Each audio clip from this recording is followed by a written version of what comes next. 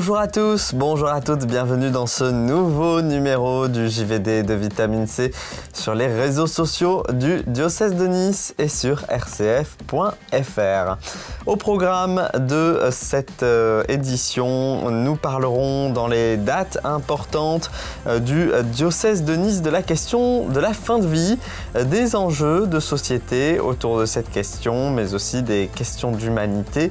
Ce sera le 20 juin prochain à l'Institut Stanislas à Nice. On vous donne plus de détails dans quelques instants. Justement, la fin de vie, il en sera aussi question avec notre invité Jean-Pascal Choury. Il est responsable de la pastorale de la santé et du handicap dans le diocèse de Nice. Et tout de suite, place à l'actualité.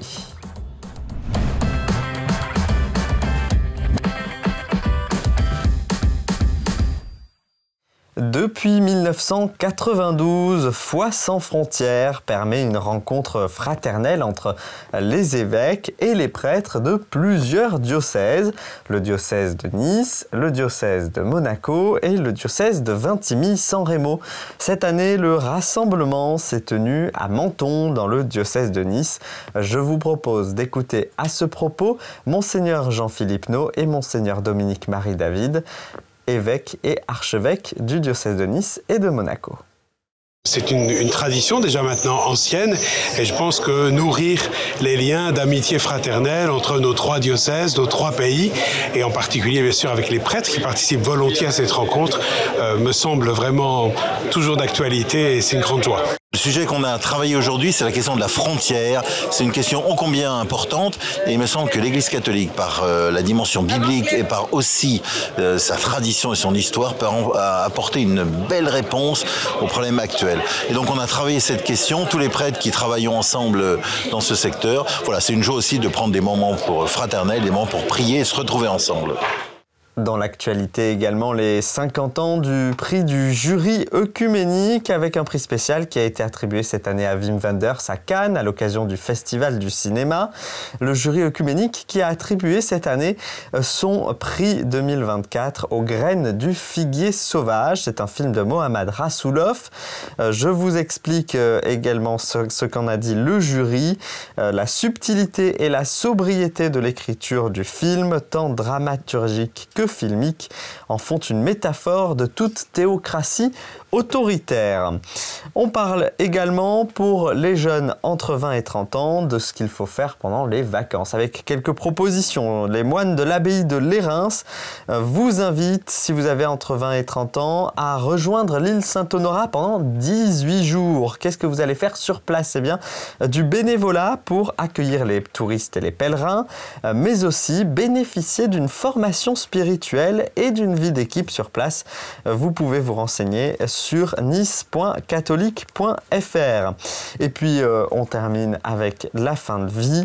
Un podcast est disponible sur RCF. Ça s'appelle « Qu'en pensent les cultes ?» C'est un partenariat rendu possible grâce au chanoine Jean-Marie Chan et au père Franklin Parmentier. On y entend à l'intérieur Julien Giraud de Stéphanis de l'Église protestante unie, un imam, Abdelkader Sadouni, le grand rabbin de Nice, Franck Teboul, et Paul-Marie Catelinet, dominicain à Nice. Voilà pour l'actualité. Tout de suite, place à notre invité.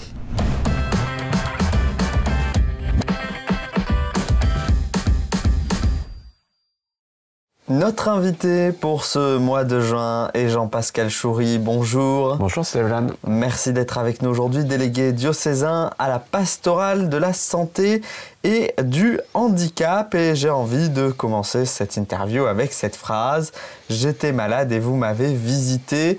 C'est de l'Évangile selon saint Matthieu. Cette phrase, vous la connaissez évidemment, elle décrit assez bien ce que vous faites au quotidien dans cette pastorale de la santé. Complètement. Cette phrase, c'est souvent celle qu'on reprend dans les flyers où on présente l'activité de la pastorale de santé, puisque le rôle de la pastorale de santé, c'est bien d'être présente à toutes ces fragilités, et en particulier les malades et les personnes faisant partie des maisons de retraite.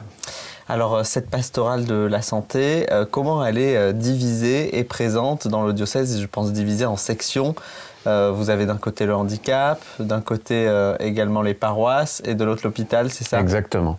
Donc il y a la présence d'aumôniers et de bénévoles à l'hôpital ou dans les maisons de retraite. Ça, c'est la pastorale hospitalière. Vous avez aussi le service évangélique des malades. Ça dépend des curés. Ce sont les curés qui ont la responsabilité d'encadrer, de motiver des bénévoles pour aller être présents dans l'église auprès des patients qui sont chez eux, à domicile. Et puis, vous avez la pastorale du handicap qui est là pour faire de la coordination entre toutes les associations qui existent dans le monde du handicap. Alors justement, dans les paroisses, comment ça se passe au quotidien? Est-ce que vous avez besoin de force en présence pour pouvoir aller visiter les malades? Alors il y a toujours besoin, on manque dans toutes les structures de l'Église de bénévoles, donc on a toujours besoin de présence, en particulier dans les paroisses. Le service évangélique des malades, il y a des endroits où ça fonctionne très bien parce que depuis des années, il y a une structure qui s'est mise en place avec un responsable du SEM et puis des bénévoles qui visitent les malades, qui vont leur porter la communion. Maintenant, il y a des endroits où c'est un peu plus compliqué et donc ça fait partie des missions que l'évêque m'a confiées de développer ces services évangéliques des malades sur les paroisses où ils n'existent pas. Développer les services évangéliques des malades, développer aussi, j'imagine, le nombre d'aumôniers également aussi en hôpitaux, on en a toujours besoin. Alors, on en a toujours besoin. Les aumôniers, on a aujourd'hui 17 aumôniers présents dans les structures hospitalières, qu'elles soient publiques ou privées. Des bénévoles, on se rend compte ces derniers mois, ces dernières années, que ça va un peu crescendo, un peu comme le nombre de catéchumènes qui a augmenté ces dernières années. On a de nouveaux bénévoles qui se présentent pour être présence d'église auprès des malades dans les hôpitaux. Donc ça, c'est plutôt sain. Maintenant, le recrutement d'un aumônier, le dernier qu'on a recruté, ou la dernière qu'on a recrutée, c'est l'hôpital de Cannes. Et donc, on est fiers d'avoir une nouvelle personne qui vient du diocèse de Marseille et qui est venue nous rejoindre en tant qu'aumônier sur l'hôpital de Cannes. Alors justement, ce rôle d'aumônier en hôpital, comment il se vit au quotidien entre le rapport que vous avez avec les soignants, mais aussi avec les malades? Comment ça se passe? Alors, la première chose d'un aumônier, alors il y a différents types d'aumôniers. Il y a des aumôniers dans les hôpitaux qui sont rémunérés par l'État, parce que c'est les hôpitaux qui les rémunèrent, donc ils sont souvent à temps plein, donc c'est un poste temps plein hospitalier, et on est, contrairement aux associations qui visitent aussi des malades, on est un service de l'hôpital. La pastorale de santé, depuis la loi de 1905, a mis en place dans les hôpitaux des services d'aumônerie. Et la première chose qu'on ait à faire, c'est ce travail de partenariat avec les soignants. On visite les malades, bien sûr, c'est l'objectif final, mais ça se fait en lien avec les soignants. Donc un aumônier ou un bénévole d'aumônerie, il va d'abord voir le cadre de santé ou les infirmières pour demander s'il y a des malades qui nécessitent des visites particulières ou s'il y a des conditions sanitaires qui nous empêchent d'aller visiter certains malades. Alors, justement, ces malades, est-ce qu'ils le sont en demande principalement ou est-ce que ce sont vous qui allez vous présenter? Comment ça se passe exactement? Comment se noue le lien entre les malades et les aumôniers? Le texte de loi dit que la présence des services d'aumônerie, c'est pour répondre à la demande des patients. Le seul problème, c'est que les patients ne savent pas, pour la grande majorité, qu'il existe des services d'aumônerie dans les hôpitaux. Donc, si on ne va pas directement à leur rencontre pour proposer un service, on aurait peu de demandes. Si on reste dans notre bureau en tant qu'aumônier ou bénévole d'aumônerie et qu'on attend les coups de fil des demandes des patients, on va faire une visite les X jours. Alors que là, on va voir les soignants, comme je disais tout à l'heure, et c'est les soignants qui nous disent tiens, ça serait bien que vous alliez voir monsieur un tel ou madame un tel parce que on a vu une Bible, on a vu un signe religieux, et donc ils nous orientent sur les patients qui sont chrétiens et qui pourraient être en demande. Et puis, on va voir le tout venant, parce que l'objectif, c'est d'être présence d'église auprès de tous, et pas simplement des chrétiens qui ont une pratique religieuse particulière. Voilà, parce que vous êtes une pastorale de rencontre et d'écoute aussi. Exactement. C'est le travail numéro un. Le travail numéro un, c'est d'écouter la souffrance des gens. La maladie impacte fortement la vie des patients. Qu'elle soit importante, un cancer, on se repose des questions. Qu'est-ce que j'ai fait de ma vie? Qu'est-ce que j'ai fait de mon rapport aux autres? Qu'est-ce que j'ai fait de mon rapport au Seigneur quand ou à Dieu quand je suis chrétien ou avec une démarche religieuse? Et donc cette question-là, qu'on appelle question spirituelle, elle a besoin d'être accompagnée. Et souvent, les soignants sont un peu mal à l'aise par rapport à ça parce qu'ils disent « Oula, on touche à la religion et c'est pas notre domaine parce qu'on est dans un état laïque ». Et donc, ils sont assez heureux d'avoir des interlocuteurs pour non pas répondre à ces questions, mais accompagner les patients pour trouver leurs propres réponses. Alors justement, il y a aussi cette question de la fin de vie, de l'euthanasie. On le sait, c'est actuellement en débat à l'Assemblée nationale et au Sénat. Jean-Pascal Choury, vous, à la pastorale de la santé, justement, les aumôniers sont confrontés aussi à cette question de la fin de vie. Alors ils sont confrontés et souvent on nous associe à cette fin de vie. C'est-à-dire que on fait souvent appel, les demandes, je disais qu'elles étaient peu nombreuses, mais quand il y a des demandes, c'est souvent le patient, il est dans ses derniers moments et il demande la présence d'un prêtre. Donc on fait appel à un aumônier, les aumôniers ne sont pas des prêtres dans leur quasi-majorité, ce sont des hommes et des femmes laïques. Et donc là on va accompagner, et puis s'il y a une demande sacramentelle, bien évidemment on fait appel au prêtre local qui nous permet de donner un sacrement des malades, de donner une confession ou de célébrer quelque chose qui est d'ordre sacramentel. Donc la fin de vie, c'est vraiment la première demande que formulent les soignants. Après, les patients, ils ont réellement besoin d'être accompagnés.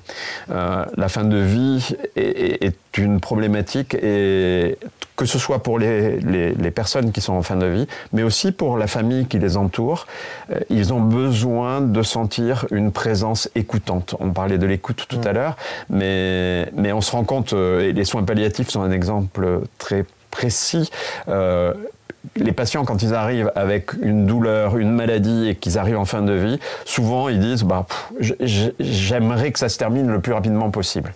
Donc c'est pas obligatoirement une demande d'euthanasie, mais c'est une demande que ça en finisse parce que je souffre.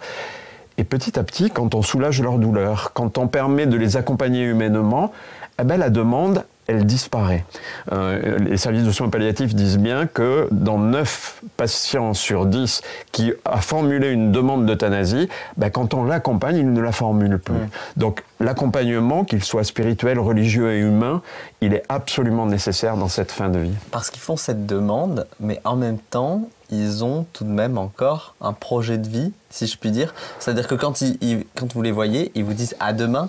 Bien sûr. Alors, ils disent à demain, mais c'est pas tant un projet de vie, ils vivent au jour le jour. Et chaque instant est un instant précieux où on peut se dire des choses, où on peut souvent formuler des demandes de pardon, des demandes de réconciliation, et pour partir apaisé. Et on se rend compte de ce moment un peu dramatique qui est l'approche de la mort, peut arriver à une situation où les gens vont partir paisibles parce que ils se sont dit en famille les choses qu'ils avaient à se dire, et puis ils se sont réconciliés quand il y a eu des demandes, et à partir de ce moment-là, ils peuvent lâcher prise, et petit à petit, ils partent. Et on se rend compte qu'il y a souvent des patients qui étaient dans l'angoisse parce qu'ils avaient des choses à se dire les uns avec les autres, avec leur famille souvent, ou avec le Seigneur quand ils sont chrétiens, et de demander pardon. J'ai eu des demandes de pardon et fait venir un prêtre justement pour pouvoir partir réconcilié. Et après, je lâche prise et je m'en vais paisiblement. Et ça, c'est l'expérience que tous les aumôniers ont dans leur quotidien, de pouvoir faire ces accompagnements de vie. On nous dit souvent « Waouh, comment vous arrivez à faire ça ?» Mais c'est vraiment de beaux moments d'humanité. Et la fin de vie est un moment de plénitude où des choses importantes peuvent se dire. Tout ce que l'on vient d'entendre là, c'est parfois dur à vivre. est-ce que je vais avoir une formation si je veux devenir aumônier? Oui. Alors, pas simplement aumônier, mais aumônier ou bénévole, on ne peut pas se décréter. Il y a une volonté, souvent il y a un appel, c'est-à-dire que je me sens appelé à une mission, mais après il faut la conforter par une formation, et cette formation elle est essentielle, que l'on soit aumônier ou que l'on soit bénévole d'aumônerie. Pour les bénévoles d'aumônerie, il y a une formation sur comment fonctionne la mission ecclésiale ou à l'intérieur de la laïcité qui est prépondérante en France. Après, il y a le rapport à soi-même, parce que je ne peux donner aux autres que ce que moi-même je vis dans mon rapport avec le Seigneur, dans mon rapport aussi avec la souffrance et l'approche de la mort. Et puis, il y a tout ce qui concerne le rapport avec l'Église, les sacrements. Donc, il y a besoin de bien connaître ça pour pouvoir apporter une réelle présence d'Église auprès des patients qui souffrent. La pastorale de la santé, mais aussi la pastorale du handicap. Je voulais en parler en cette fin d'interview parce qu'en ce moment, dans la société, on parle beaucoup du film Un petit truc en plus qui remet cette question du handicap sur le devant des questions de société. Comment elle est organisée chez vous, la pastorale du handicap? Alors, organisée, c'est un bien grand mot parce que ça fait quelques mois que je suis en responsabilité. Et donc, le but, c'est d'essayer surtout de faire du lien. Du lien entre les associations, parce qu'il y a plein d'associations, Foi et Lumière, la Communauté de l'Arche et d'autres associations qui existent, qui prennent en compte ces personnes en situation de handicap. Mais par contre, le lien existe peu entre eux. Et donc, l'objectif au niveau pastoral, c'est de faire du lien entre toutes ces associations et puis les paroisses. Et c'est pour ça qu'on a commencé l'année dernière à faire une manifestation un peu diocésaine au mois de décembre, qui est la Journée internationale des malades. Journée diocésaine à laquelle Monseigneur No était présent et où les associations ont été réunies. Et on veut essayer de faire que ce soit une manifestation récurrente et que chaque année, on aille sur une paroisse différente pour justement rencontrer le monde normal et le monde des personnes en situation de handicap, qu'on fasse ce lien, cette inclusion dont on parle tant dans le monde du handicap, pour que ce petit truc en plus dont vous parliez soit vécu comme vraiment quelque chose d'important pour la vie des paroisses. Et justement, ma dernière question, une personne handicapée en situation de handicap a toute sa place en tant que bénévole dans une paroisse? C'est l'objectif. Elle a sa place. De toute façon, elle le revendique et elle a besoin de ne pas vivre que dans un système clos qui est le monde du handicap. C'est-à-dire que je suis aveugle et je vis au milieu d'un monde d'aveugles. Je suis handicapé mental et je suis dans un monde... Ils ont besoin de ce lien avec l'ensemble des chrétiens et en particulier les paroisses, puisque c'est là où se cristallise la vie ecclésiale sur le lieu géographique où il se trouve. Eh bien, merci beaucoup Jean-Pascal Choury d'avoir été avec nous aujourd'hui, délégué diocésain à la pastorale de la santé et du handicap. Tout de suite, merci. Place aux dates importantes du mois de juin dans le diocèse de Nice.